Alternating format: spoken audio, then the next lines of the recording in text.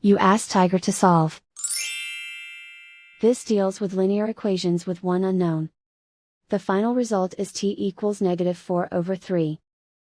Let's solve it step by step. Simplify the expression. Expand the parentheses. Group all constants on the right side of the equation.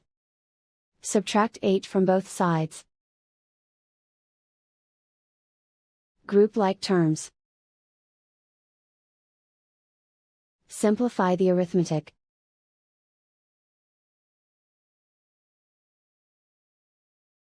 Isolate the t. Divide both sides by 6. Simplify the fraction.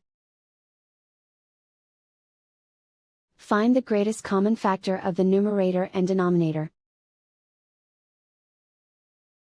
Factor out and cancel the greatest common factor. And so the final result is t equals -4/3.